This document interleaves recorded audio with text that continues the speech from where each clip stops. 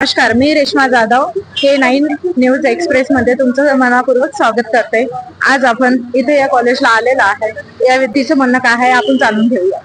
काय झालंय बेटा? काल माझी अनाटॉमीची एक्झाम होती एटीकेटीची, तर कॉलेजवाल्यांनी शिष्यवृत्तीमुळे मला हॉल तिकीट दिले नाहीये। तर त्यांना मी बोलले की स्कॉलरशिपचं सध्या महाडीपीटीचा 1 महिना झाला वेबसाईट बंद आहे आणि आमचे सर बोलले की जेव्हा वेबसाईट चालू होईल ना तेव्हा आम्ही चेक करू की स्कॉलरशिप तुझी कशामुळे पडली नाही, व्हॅलिडिटीमुळे पडली नाही का दुसऱ्या कारणामुळे पडली नाही, आपण ते करू। जर नाही झालं तर आपण सप्टेंबर मध्ये त्यांनी अर्ज लिहून दिला आम्हाला, तर सप्टेंबर मध्ये जी काय आहे ती फीस आम्ही भरू। तर आम्ही बोललो, मग ते सॅटर्डेला माझा वकील आणि आम्ही आलेलो। तर वकिलांनी पण त्यांना रिक्वेस्ट केली की मॅडम की त्यांनी पण रिक्वेस्ट केली की मॅडम की मुलीचं काही रोखू नका, हॉल तिकीट वगैरे, तिला एक्झाम मध्ये अडथळे आणू नका, जी काय आहे तुमची स्कॉलरशिप आम्ही आमचं आज प्रकरण आहे, आज तारीख आहे हायकोर्टची, जर नाही झालं काही झालं तर आम्ही तुला कॅश मध्ये पैसे देऊन टाकू। तर ते शनिवारी हो म्हणले आणि मंडेला आल्यानंतर मम्मीनी 30,000 भरू लागली। तर ते म्हणले की नाही, आम्हाला पैसे 30,000 भरायचे नाही, आम्हाला पूर्णपणे फीस पाहिजे, नाहीतर आम्ही हॉल तिकीट देणार नाही। नाही आहेत का? हो। तुमचं म्हणणं काय? माझं म्हणणं एवढंच आहे की त्यांनी हॉल तिकीट द्यायचं नव्हतं, तर वकिलाच्या समोरच म्हणायचं असतं की आम्ही हॉल तिकीट देणार नाही। वकील आल्याच्या नंतर वकिलांना म्हणले की हॉल तिकीट देणार, सांगितलं होतं ऍडमिशन करते वेळेस सांगलं होतं की मॅडम इथं जर फ्री मध्ये होत असेल, एसटी कॅटेगरी मध्ये जर होत असेल तरच ऍडमिशन करा, मग नंतर तुम्ही आम्हाला अडथळे आणसाल। तर त्यांनी तेव्हा म्हणले की नाही, आमच्या कॉलेजला काहीच अडथळे येणार नाही, फक्त जेव्हा तुमची डिग्री तुम्हाला घ्यावं लागेल तेव्हा तुम्हाला व्हॅलिडिटी दाखवावं लागेल। तर मग मी आमच्या वकिलाशी बोलले, तर वकील म्हणले 4 वर्षाच्या नंतर मॅडम आपली व्हॅलिडिटी निघून जाईल, तोपर्यंत काहीच आपल्याला अडथळे येणार नाही, तर होऊ दे ऍडमिशन। म्हणून मी ऍडमिशन केलं आणि ह्यांनी 6 महिने चांगलं लेकरांसोबत चांगला व्यवहार केला। त्यांनी 6 महिन्याच्या नंतर तिला एवढा मानसिक त्रास दिला की रोज कॉलेज मधून तिला उभं करायचं, कॉलेजच्या बाहेर असं गेटला उभं करायचं, दरवाजामध्ये उभं करायचं आणि रोज प्रिन्सिपलच्या ऑफिसमध्ये मॅडमच्या ऑफिसमध्ये जाऊन 1-1 तास थांबायचं, इकडे लेक्चर चालू सगळं चालू आणि तिनं इकडे थांबायचं। मग थांबवलं की नंतर दुसऱ्या दिवशी परत तिला सगळ्याच्या मागे बसवायचं। ती वारंवार मला कंप्लेंट करायची की मम्मी माझ्यासोबत असं वागायले, मम्मी असं वागायले। तर मी त्यांना तिला सांगितलं की बाई हे बघ कसं असं, डॉक्टर बाबासाहेबांनी त्यांना सुद्धा दरवाजाच्या बाहेर बसवलं, त्यांनी बाहेर बसून अभ्यास केला। तर तू मागे बसायलीस ना, तू फक्त अभ्यासावर फोकस कर, फोनच्यावर नको फोकस करू। मी तिला हेच वारंवार सांगितलं, पण त्यांनी काल हात पार करून टाकली। काल माझ्या मुलीचे फर्स्ट इयरचे 2 पेपर गेले, त्यांच्यामुळेच गेले, कारण त्यांनी माझ्या मुलीसोबत चांगला व्यवहार केला नाही। एक्झामच्या टायमिंगला तिला इतकं परेशान करून सोडलं, 15-20 दिवस तिला परेशान, इकडून हे आण फॉर्म आण, इकडून अर्ज आण, इकडून सही आण, हे आण, 15-20 दिवस 1 महिना तिचा डिप्रेशन मध्ये घातल्यासारखं घातलं तिनं। अख्खं संभाजीनगर फिरली तिनं आणि कागदपत्र जमा करून ह्यांना दिली। आता तुमची कॉलेज कडून अपेक्षा काय? अपेक्षा एवढं आहे की आम्ही एवढं मिडल क्लास फॅमिली आहे, आम्ही करून खाणार आहोत। आज राहणं खाणं पिणं येणं जाणं एवढं 1 वर्ष झालं, मी आज एवढा पैसा भरलेला आहे।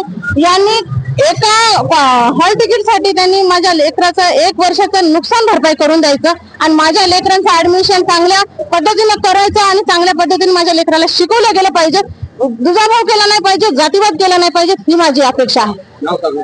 माझं रेणुकाताई मारुती घोरपडे, मी गंगामय्या मारुती घोरपडेची मम्मी आहे। बेटा तुझं 2 विषय गेलेले, अनाटॉमी आणि फिजिओ। तर काल 30 तारीख 30/6/2026 रोजी माझा अनाटॉमीचा पेपर होता आणि उद्या 2/7/2026 रोजी फिजिओलॉजीचा पेपर आहे। पूर्वी पण या विद्यार्थिनीच्या व्यथा ऐकून घेतल्या आणि मी त्या ठिकाणी जाऊन त्यांच्या असलेल्या प्रिन्सिपल मॅडमची मी बोलणं झालं माझं। प्रिन्सिपल मॅडमने त्यांच्या स्टाफ सोबत बोलणं करून दिलं होतं की आम्ही इथून पुढे जे आहे त्याच्यासोबत आम्ही जे शिष्यवृत्तीचा विषय आहे, कारण ती काहीतरी 1 महिन्याचं काहीतरी बंद होती ती वेबसाईट शिष्यवृत्तीची, त्यामुळं आम्ही यांना शाळेमध्ये म्हणजे क्लासमध्ये बसू देतो आणि शिक्षण देतो म्हणे, पण येणाऱ्या काळामध्ये तुम्ही त्या शिष्यवृत्तीचं लक्ष घाला। आम्ही म्हटलं ठीक आहे, पण हे जे शिष्यवृत्तीचा जो विषय आहे हा शिष्यवृत्तीचा विषय विद्यार्थीचा नसून हा शिष्यवृत्ती तिथे असलेल्या त्या कॉलेजच्या संबंधित अधिकाऱ्याचा विषय आहे।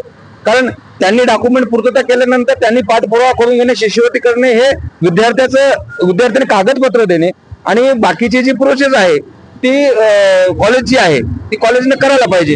हे सरकार गोरगरीब सगळ्या जनतेचं आहे असं म्हणलं जातं, परत बेटी बचाव बेटी पढाव म्हणलं जातं आणि शाहू फुले आंबेडकरांच्या छत्रपती शिवाजी महाराजांच्या राज्यामध्ये जर अशा प्रकारे जर होत असेल, पूर्व महाराष्ट्रामध्ये होत असेल, तर हे खूप निंदनीय आहे। या घटनेचा मी निषेध व्यक्त करतो आणि हे मी सरकारला कळवण्याचा प्रयत्न करतो।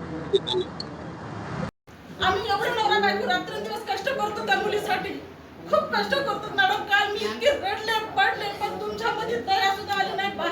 पटकन दया दाखवू लागली, पण तुम्ही जबाबदारी घेताय का? सगळी तपासली.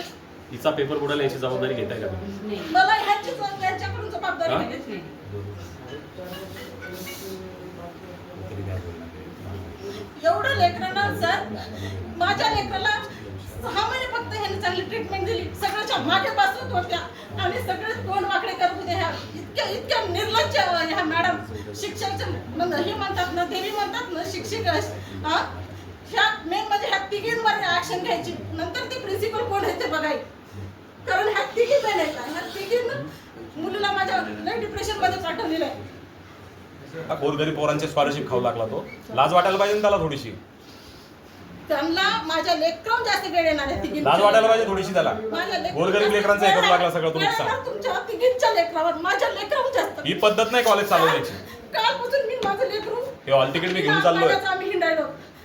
हे हॉल तिकीट घेऊन चाललोय विदाउट ऍप्लिकेशन. हा, मॅनेजमेंटला सांगतोय विदाउट ऍप्लिकेशन हे हॉल तिकीट मी घेऊन चाललोय. तिला एक्झामला आमच्या पक्षामुळे अलाउ करतोय आम्ही. मध्ये आम्ही आलो होतो ओईस्टर कॉलेजला.